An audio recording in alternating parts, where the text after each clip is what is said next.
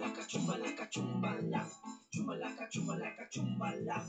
Cuando el reloj marca la una. Pues sí, amigos y amigas de este informativo comunitario Pico del Águila, estamos ya en plena temporada de muertos. Y digo plena temporada porque a pesar de que nada más son 2 días, los 2 primeros días del mes de noviembre, pues el ambiente en nuestro país se empieza a ambientar desde antes, ¿no? Ya hemos visto que ya hay algunas ofrendas, claro, me refiero a algunas oficinas, algunos sitios públicos. Y bueno, pues ya estamos en esta temporada de Día de Muertos, en una fecha donde conmemoramos a nuestros familiares, amigos o personas estimadas que se han ido, que se han adelantado en el camino irremediable e irreversible que todos tendremos alguna vez en esta vida. Pues bien, si lo recordamos, entramos en una especie de comunión, quienes todavía vivimos la tradición de Día de Muertos, las visitas a los panteones, la ofrenda en casa, obviamente, con la fotografía de los seres queridos que ya se fueron, sean familiares o amigos, y pues ofrendarles precisamente lo que les gustaba en vida, y por qué no, invitarlos a que esa noche del 1, sobre todo del 2, se presenten a la ofrenda que les hacemos con mucho cariño. Pues bien, amigos, y ya que estamos abriendo la videotransmisión con este tema, pues una recomendación que su servidor siempre les ha hecho, su servidor y amigo Silvano Ángeles Barrón, comunicólogo, y en estas fechas que traten de no pues mezclar con cosas del Halloween que tiene un significado diferente a lo que tiene, a la significancia que tienen estos días para nuestro país. Pero bueno, amigos, es una sugerencia. Aquí es Día de Muertos, así que no te la Halloween porque es Día de Muertos en esta temporada en nuestro país. Amigos, entramos en materia. Pues es increíble lo que está sucediendo. Son 2 temas o 3 temas, muchos temas, pero vamos a abordar uno o dos de esta situación tan importante, tan, ¿cómo decirles? Pues ya lo dijo el presidente, pero no porque lo haya dicho él. De hecho, esta frase es histórica y él la retoma de ahí. Estamos viviendo tiempos interesantes. Y bueno, ustedes saben que hacemos un periodismo para nuestra gente promedio, para nuestra gente que no tiene tiempo de ver las redes sociales y que solo expresa pues, de los medios convencionales de la información, los llamados medios masivos de manipulación. Pues bien, amigos, ¿qué revuelo se ha armado con esto de la cancelación, la extinción de 12 de 13 fideicomisos que tenía a su servicio el corrupto Poder Judicial? Entonces, pues yo no entiendo por qué dejan un fideicomiso, no estoy muy bien enterado, las razones quizás sea muy importante, o como Jack el Destripador, los diputados se están yendo por partes, ¿no? Esa es una. Y la otra, la aprobación del presupuesto que habían amagado los diputados monrealistas y los diputados marcelistas de hacer una alianza con los diputados del PRIAN-RD para modificar el presupuesto de egresos para el año 2024 que el presidente había enviado a la Cámara de Diputados. No olvidar que la Cámara de Diputados tiene la facultad exclusiva de realizar y aprobar el presupuesto, más que nada. El presupuesto lo realiza el Poder Ejecutivo, lo manda el Legislativo y es facultad exclusiva del Legislativo a aprobar o hacerle cambios a ese presupuesto. La información que tenemos es que ya pasó la primera aduana y fue aprobado tal como el presidente lo había enviado. Insistimos sobre el tema anterior de que monrealistas y marcelistas resentidos, yo sigo pensando que son alacranes que están en el seno de Morena y que tarde o temprano van a soltar el acetazo, pero bueno, resentidos. Monreal en su momento ya hace un año que anduvo ahí armando a la araca que se iba y que diciembre le iba a gustar para nunca dijo de qué. anduvo ahí coqueteando con la oposición hasta que le pintaron cuernos al señor y entonces sí ya buscó reconciliarse con Morena, pero volvió a las andadas en este tiempo en que Marcelo Ebrard, que yo escuché ahí en una red social, no recuerdo quién escuché así de pasadita, como dicen, de que estaban comentando que Marcelo Ebrard finalmente no presentó ninguna prueba de lo que estamos hablando que causó su resentimiento, de no haber ganado la encuesta en contra de Claudia Sheinbaum, a quien dijo no nos vamos a someter a esa señora. Pues bueno, este resentimiento, pero amplio el paréntesis, parece que Marcelo ya fue exhibido de que no presentó ni una sola prueba de lo que él llamó un manejo a favor de Claudia Sheinbaum en la encuesta, de que una secretaría estuvo a su favor, de que hubo gasto de recursos públicos, de que hubo acarreos, o sea, un sinfín de cosas, de mentiras. Yo me pregunto, ¿por qué no cuidan su imagen los políticos?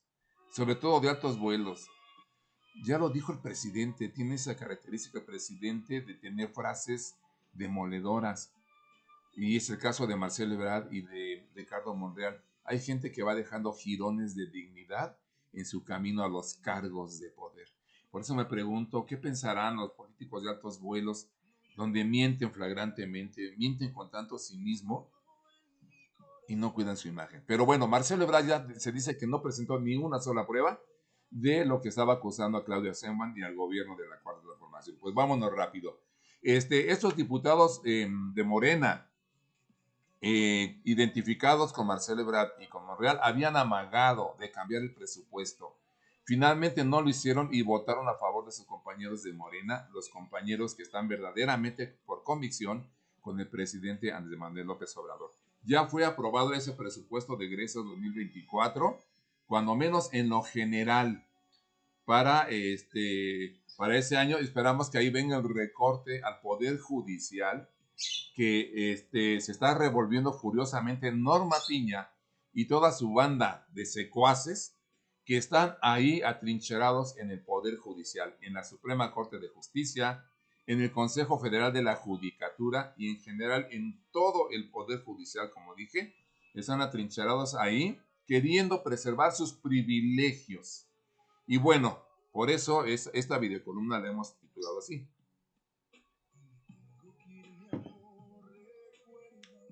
La dignidad de un chofer y la impudicia y desvergüenza de jueces y magistrados del Poder Judicial. Pero continuamos con el otro tema. Se han extinguido los fideicomisos del Poder Judicial. Y este diputado Hamlet de Morena dijo que estaban empeñados en devolverle al público, al pueblo mexicano, 15,000 millones de pesos. Anoche se aprobó también en lo general la extinción de esos fideicomisos del Poder Judicial por 259 votos a favor. Morena y sus aliados del Partido del Trabajo y del Partido Verde juntaron esos 259 votos a favor de la extinción de los fideicomisos del Poder Judicial en contra de 205 votos del PRI, del PAN, del PRD y del Movimiento Ciudadano, que se opusieron a que desaparecieran esos fideicomisos que sostienen los privilegios de una clase judicial que no tiene el menor asomo de vergüenza. Son impúdicos, pues pretenden seguir viviendo sus privilegios, sus canonjías. Son una clase dorada que no renuncia a vivir a costa del pueblo. Y más que una clase dorada, es una clase parasitaria, sin vergüenza, impúdicos, que no renuncian, como ya lo dije, no solo a vivir a expensas del pueblo, sino a conservar los grandes privilegios que sí los ubican como una clase altamente privilegiada. Pero bueno, con el transcurso del día nos iremos enterando de en qué consisten esos fideicomisos que fueron cancelados. También hay que mencionar para mencionar lo que da pena ajena, que salieron a a marchar, a protestar, más bien dicho, trabajadores, empleados federales, que están al servicio de esta pandilla ahí en el Poder Judicial, trabajadores sindicalizados, y que hubo por ahí enfrentamientos con la policía en el sur de la ciudad, donde las fuerzas de seguridad capitalinas trataron de encapsular a estos protestones para que no armaran tanto relajo, y se desataron por ahí algunos conatos de enfrentamientos, algunos empujones. Creo que estaba por ahí una trabajadora, parece, la aprecié brevemente, una trabajadora joven que fue tanto su entusiasmo de lanzarse en contra de los policías que cayó de espaldas. No hubo lastimados, hubo empujones como todo. Pero ¿qué pasa por la cabeza de esos trabajadores? Están defendiendo los sueldos de 400,000 pesos mensuales, medio millón de pesos mensuales que se llevan los jueces, magistrados y ministros. Están defendiendo las tranzas que ellos hacen a costa de la injusticia. ¿Qué pasa por la mente de esos trabajadores? Yo puedo entender a los jerarcas de los sindicatos. Son corruptos, como corruptos son los jueces y magistrados. Esos dirigentes del sindicato, de los sindicales, reciben también muchos privilegios. Y lo más normal es que Norma Piña haya llamado a los dirigentes del sindicato para prometerles ampliar sus ventajas y sus dineros mal habidos, como ella los quiere obtener, para que sacaran a los trabajadores a protestar.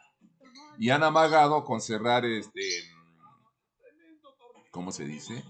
Han amagado con cerrar juzgados, cerrar oficinas del Poder Judicial. Pero ya lo dijeron los periodistas, es difícil que lo hagan, porque esos juzgados abiertos representan el negocio abierto y mal habido que hacen los jueces, que trafican con la falta de justicia. Entonces, han amagado a los trabajadores, no les da pena, no les da vergüenza. Uno tiene que sentir pena ajena por ellos, pues siendo una clase asalariada que tiene que trabajar para vivir, y salieron a marchar para defender los sueldos de 400,000 pesos mensuales, las primas anuales de 445,000 pesos, ya lo dije, anuales, aguinaldos que están en los 500,000 pesos, bonos que se dan para comer diario, y que de acuerdo a las informaciones, cada uno de estos jueces en general del Poder Judicial son ¿cuántos dijeron que eran? 1,637 personajes del Poder Judicial que reciben este privilegio de que se les dé en un promedio de 640 pesos diarios para comer. Se les paga el servicio del valet parking para que los señores no se molesten en bajarse de su auto y estacionarlo. Son millones que se están yendo ahí. Entonces, ¿a qué me refiero con el título? La dignidad de un chofer y la impudicia, desvergüenza y cinismo de jueces y magistrados que se entiende que no solo tienen una carrera universitaria, sino posgrados o quizá doctorados o especialidades en derecho, y no tienen el más mínimo rasgo de dignidad, de reconocer que ya se acabaron los tiempos en que solo ellos y únicamente ellos vivían eternamente en la época de las vacas gordas. En 1997, me parece, gana el partido de izquierda, que era un buen partido, el Partido Amarillo en aquel entonces, y nosotros llegamos a la hoy Dirección Zonal de los Pedregales aquí en Coyoacán, en aquel tiempo la subdelegación de los Pedregales. Llegamos ahí como parte de ese movimiento que habíamos acumulado una lucha en izquierda, y llegábamos al gobierno. En aquel entonces, a ver si no me desvío mucho del tema, obviamente encontramos mucha corrupción del PRI. Entre ellas me acuerdo que había un diputado, no voy a decir su nombre, un diputado priista, ya falleció, que se le pagaba a un par de trabajadores de gobierno que recibían, trabajadores sindicalizados que recibían su pago producto de su trabajo, de estar basificados, de estar en un sindicato, pero le iban a hacer servicios de mantenimiento y de jardinería a la casa de este diputado priista. Eso lo encontramos cuando llegamos a la subdelegación de Pedregales. Su servidor estuvo en el enlace administrativo, que le tocaba precisamente ver todas esas cosas administrativas, los recursos de la subdelegación. Y lo que encontró su servidor fue un señor de apellido Ogarrio, que nada tenía que ver, por ejemplo, con las cuestiones de empresas constructoras, y se había llevado, porque en aquel entonces, en la subdelegación de Pedregales, antes de que llegáramos, recibía muchos recursos, como si fuera una delegación chiquita, una alcaldía chiquita. Ya no, después de que llegó la izquierda de gobierno, ya no dejó de recibir, ya un poquito antes de que llegara la izquierda de gobierno, de que llegáramos como gobierno, dejó de recibir recursos. Pero encontramos muchos recursos, tinacos de pintura, materiales, bueno, incluso también unos recuerdos, sobre todo tambos de pintura, bastantes tambos de pintura. Materiales de construcción encontramos ahí que se repartían, los repartía el PRI. Pero bueno, encontré yo el caso de un señor de apellido Ogarrio, que sin tener ninguna relación con las empresas constructoras, se había llevado más de 40 carretillas. Y cuando yo pregunté ahí con los trabajadores de base que a qué se debía, pues decían que se los había facilitado el subdelegado, no recuerdo si era este ingeniero, con quien por cierto trabé buena amistad, priista, ya se me olvidó el nombre de este ingeniero. Pero bueno, que eran facilidades que le habían dado. Pregunté por máquinas de escribir que todavía utilizaban, todavía no entraban en el 97-98 las computadoras. Y máquinas de escribir que estaban en las oficinas del PRI. Pero a mí me llamó la atención porque yo hablé telefónicamente con este señor de apellido Garrio, y me van a disculpar la palabra, con la ley en la mano lo amenacé de que tenía que entregar esas más de 40 carretillas que tenía en su poder. El señor se espantó, dijo que sí las iba a regresar. Lamentablemente mi ciclo en la subdelegación terminó antes de lo que yo tenía que haber cumplido, y no pude recuperar esos recursos que tenía y que había desviado el PRI. Y entre otras cosas, la corrupción que había, no sé ahora, ahí en los centros de salud, que hay uno en Los Reyes, no sé si siga, centros de salud donde había trabajadores que tenían un horario especial, donde solo trabajaban sábados, domingos y días festivos, y se les pagaba como semana, quincena completa. Encontré mucha corrupción en un consultorio médico de Los Reyes, donde estaban obligados sábados y domingos a trabajar de 8 a 8, viernes y sábado. Y los señores médicos llegaban a las 11 del día, dicho por los trabajadores, y se iban a las 3 de la tarde. Y me tocó constatarlo en el de Los Reyes, les repito, yo en un consultorio, que me dejé llegar un sábado por ahí como eso de las 12 del día y estaba cerrado. Amén de las corrupciones que había ahí, que se las pasaba el checador sindicalizado que recibía su lana de estos corruptos, y no habrían, y que sufriera la población. Llegaban los laboratorios médicos a ofrecer sus medicamentos y dejaban medicinas de cortesía, y estos médicos se las llevaban para sus consultorios particulares, trabajadores de gobierno de la delegación Coyoacán en aquel entonces. A ver, para no continuar desviándome. Entonces yo conocí a un señor en la subdelegación de Pedregales, voy a decir su nombre, espero que esté bien, el señor todavía viva, que esté bien de salud, don Juan. Era un chofer que tenía y que ahí al servicio de la subdelegación para los servicios precisamente de esa área de gobierno. Entonces una vez hablando de estas corrupciones que había, me dice, licenciado, a lo que yo viví, si usted espera lo que yo viví, y aquí viene la dignidad de un chofer. Cuando hablando de eso dijo, yo reconozco que cuando pudimos gozamos de algo que no teníamos por qué haber gozado. O sea, sí, el PRI hizo muchas cosas corruptas, y cuando se pudo, se pudo. Hoy llegan ustedes y ya no se puede. Yo entiendo, palabras más, palabras menos, me dijo don Juan. Yo entiendo que cuando se pudo y que ahora ya no se puede. Y que nosotros nos tenemos que adaptar a los nuevos tiempos que vienen representando ustedes, donde estos privilegios y actos indebidos ya no tienen razón de ser, y tenemos que entenderlo así. Palabras más, palabras menos, que me dijo un chofer, don Juan, que entendía la nueva realidad de que se había acabado los tiempos de jauja, con dinero mal habido, con dinero del pueblo, y que los trabajadores tenían que adaptarse a una nueva realidad. Esta dignidad de un chofer no la tienen los sinvergüenzas de los jueces, de los ministros y de los magistrados, que no quieren renunciar a sus privilegios mal habidos y no quieren entender la nueva realidad que un chofer sí entendió. De un chofer. ¿Qué digo? Apenas con la primaria terminada. Lo entendió el chofer. Pero no lo entendieron aquellos magistrados y jueces y licenciados, ministros, que tienen una carrera universitaria y que tienen doctorados o que tienen alguna especialidad, maestrías, ¿no? Qué sé yo, y no pueden entender que se viven nuevos tiempos y ni siquiera por un autorrespeto a su dignidad, ellos no pueden decir, como lo dijo ese chofer, bueno, entendemos que ya se acabó. Vayamos a los nuevos tiempos y a la nueva realidad. Pues bueno, amigos, esto es lo que quería comentarles para que nada más veamos la calaña que tiene esa gente bien. Esa gente que presume de muchas cosas, de ser gente fina, de ser gente preparada y son los peores ladrones y rateros que padece el país. Y déjenme hacerles otro comentario con relación a esto. Y no se confundan con lo que voy a decir. Un narcomenudista, un ladrón, se juega la vida y su seguridad al hacer estos actos delincuenciales.